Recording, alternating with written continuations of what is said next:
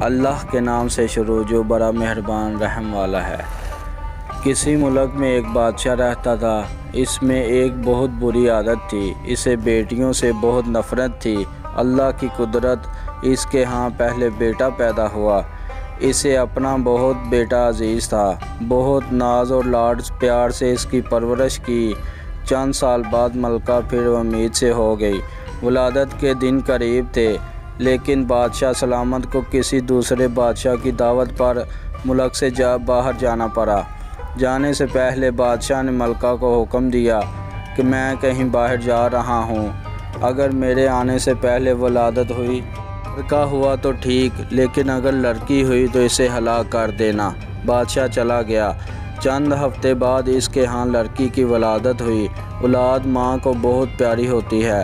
ملکہ رونے لگی کہ اے اللہ، اب میں کیا کروں؟ ولادت کے وقت ایک دائی موجود تھی جو ملکہ کی حالت ذات دیکھ رہی تھی۔ اللہ نے اس کے دل میں رحم پیدا کیا۔ اس نے ملکہ سے کہا، اے ملکہ، آپ دل چھوٹا مت کیجیے، میں یہاں سب کے سامنے بچی کو ہلاک کرنے کے بہانے لے جاؤں گی، پر میں یہاں سے اپنے گھر میں لے جاؤں گی اور پالوں گی اس کو۔ اگر آپ کسی طرح سے بچی کے لیے خرچ وغیرہ بھیجتی رہیں گی تو آپ کی بچی خوشحال ہوگی، ورنہ مجھے غریب کو نصیب ہے، اسے کیسے پالوں؟ ملکہ نے کچھ سونا چاندی زیورات وغیرہ اس کو تھما دیے، بچی کو اس کے حوالے کیا۔ محل میں یہ بات پھیلا دی گئی کہ دائی نے بچی کو لے جا کر ہلاک کر دیا ہے، جبکہ دائی نے شہزادی کو اپنے گھر میں لا کر پورے ناز و پیار سے اس کی پرورش کر دی۔ جب بادشاہ اپنے سفر سے واپس آیا تو یہی احوال سنایا گیا کہ آپ کے جانے کے بعد بچی کی ولادت ہوئی اور آپ کے حکم کے مطابق اسے ہلاک کر دیا گیا۔ بادشاہ اپنی بدعادتی کے باعث خوش ہوا۔ دائی نے لوگوں کے سامنے شہزادی کو اپنی نواسی ظاہر کیا۔ کبھی کبھار بادشاہ سے چھپ چھپا شہزادی کو لاتی اور ملکہ اپنی بیٹی کو دیکھ کر اس کی ممتا کو کچھ قرار ملتا، اور وہ دائی کو سونا چاندی اور اپنی بیٹی کو اس کے حوالے کر دیتی۔ چونکہ شہزادی کی پرورش اچھے طریقے سے ہو رہی تھی، اس لیے اس کا خوب قد کاٹ بڑا اور خوبصورت تھی، اس لیے جوان ہوتے ہی دنیا کے سامنے شہزادی نہ ہوتے ہوئے بھی شہزادیوں کی طرح دکھنے لگی۔ ایک دن بادشاہ کی سواری شہر سے گزر رہی تھی۔ اسی وقت شہزادی اور دائی بھی رستے میں سے گزر رہے تھے۔ بادشاہ کی نظر شہزادی پر پڑی، پوچھا یہ کون ہے؟ وزیر نے کہا یہ اس بیچاری عورت کی نواسی ہے۔ بادشاہ نے حکم دیا مجھے یہ بہت پسند آئی ہے، کل اس کے گھر میرے لیے رشتہ لے کر جانا۔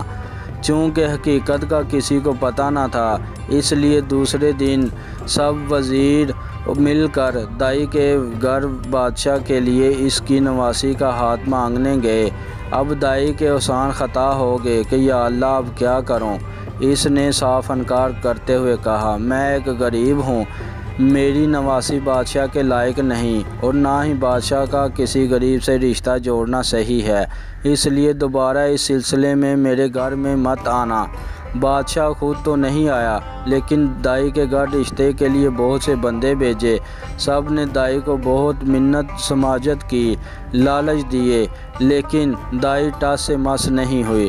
تب بادشاہ نے حکم دیا کہ دائی کو پکڑ کر خوب سزا دو تاکہ وہ رشتے کے لیے مان جائے۔ سپاہی دائی کو پکڑ کر بادشاہ کے سامنے لائے اور انہوں نے اسے خوب مارنا پیٹنا شروع کر دیا۔ سپاہیوں نے خوب دائی کی پٹائی کی اور آخر کار دائی نے سچ بتا دیا کہ بادشاہ سلامت یہ کوئی اور نہیں بلکہ آپ کی بیٹی ہے، میں اسے ہلاک کرنے کی بجائے لے جا کر اپنے گھر میں اس کی پرورش کی۔ اب بادشاہ کو احساس ہو گیا کہ وہ کیا غلطی کرنے جا رہا تھا۔ خدا نے اسے کس گناہ سے بچا لیا اور زیادہ غصے میں آ گیا۔ اپنے بیٹے یعنی شہزادے کو بلا کر حکم دیا کہ اپنی بہن کو جنگل میں لے جا کر قتل کر دو اور اس کی آنکھیں نکال کر میرے پاس لے آؤ۔ شہزادہ پریشان ہوا، وہ کیسے اپنے ہاتھوں سے اپنی بہن کو قتل کرے، اس کی آنکھیں نکال لے، کسی صورت بھی یہ گوارا نہ تھا، اگرچہ اسے اپنی بہن کے متعلق اب معلوم ہوا۔ لیکن اسے پتہ تھا کہ بادشاہ ہر صورت اپنی بیٹی کو ہلاک کرنا چاہتا ہے۔ اگر اس نے اسے قتل نہیں کیا تو بادشاہ دونوں کو ہلاک کر دے گا۔ مجبور ہو کر اپنی بہن کو لے کر جنگل کی طرف چل پڑا۔ جب دونوں جنگل پہنچ گئے تو بھائی کی محبت بہن کے لیے جوش میں آ گئی۔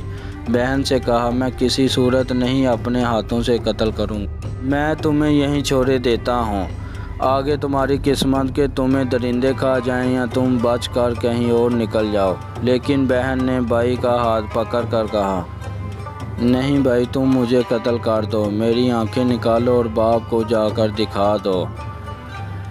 دونوں بہن بھائی ایک دوسرے کے گلے لگ کر رو پڑے۔ آخرکار کسی طرح بھائی نے بہن کو منا لیا۔ شہزادی آنسو بہاتے ہوئے گھنے جنگل کی طرف جانے لگی۔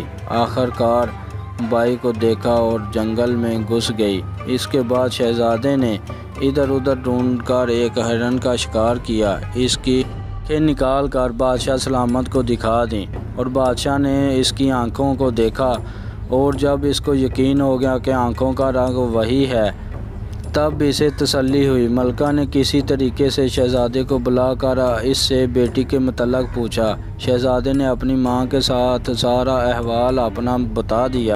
ملکہ نے منہ آسمان کی طرف کر کے ہاتھ اوپر اٹھائے اور بیٹی کے لیے دعا مانگی کہ اللہ تو میری بیٹی کی حفاظت کر، اسے اپنے حفظ و امان میں رکھ۔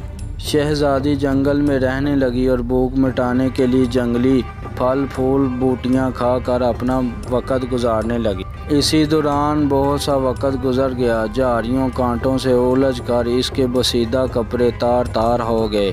آخرکار اس کے بدن پر کوئی کپڑا نہ رہا۔ ایک دن کسی اور ملک کا بادشاہ اپنے لاؤ لشکر کے ساتھ اسی جنگل کے راستے سے گزر رہا تھا۔ اتفاقاً بادشاہ اسی طرف جا نکلا جدھر شہزادی تھی۔ جب شہزادی کی کانوں میں کسی گھوڑے کے قدموں کی آہٹ پڑی تو جلدی جلدی کسی گھنے درخت پر چڑھ گئی اور اس کے بڑے بڑے پتوں اپنی ستر پوشی کر کے چھپ کر بیٹھ گئی۔ بادشاہ بھی آ کر اس درخت کے نیچے ٹھہر گیا۔ درخت گھنا اور سایہ دار تھا۔ ایک درخت کے سائے میں کپڑا بچھا کر تھوڑی سی دیر سستانے کی خاطر لیٹ گیا، چونکہ اس کا سامان کی طرف منہ تھا اور وہ اپنے خیالوں میں گم تھا۔ اس کی نظر درخت کے گھنے پتوں میں پوشیدہ کسی پری پر پڑی اور وہ اچھل کر کھڑا ہو گیا اور بلند آواز سے کہنے لگا، اے اللہ کی مخلوق، تم کون ہو اور کیا کر رہی ہو یہاں؟ تم اپنے آپ کو ظاہر کرو، میں تمہیں کوئی نقصان نہیں پہنچاؤں گا۔ شہزادی نے پکار کر کہا، اے مسافر، میں ایک لاچار لڑکی ہوں، میرے جسم پر کپڑے نہیں ہیں، اگر تم اپنے نیچے بچھی چادر میری طرف پھینک دو تاکہ میں اسے ڈھانپ کر نیچے اتروں اور تم سے بات چیت کر سکوں۔ بادشاہ نے اپنا کپڑا اس کی طرف پھینکا۔ شہزادی نے اس کپڑے کو اپنے جسم پر اوڑھ لیا اور درخت سے نیچے اتر گئی۔ جب بادشاہ نے شہزادی کو دیکھا، اس کے حواس گم ہو گئے۔ اس نے پورے ملک میں کوئی اتنی خوبصورت لڑکی نہیں دیکھی۔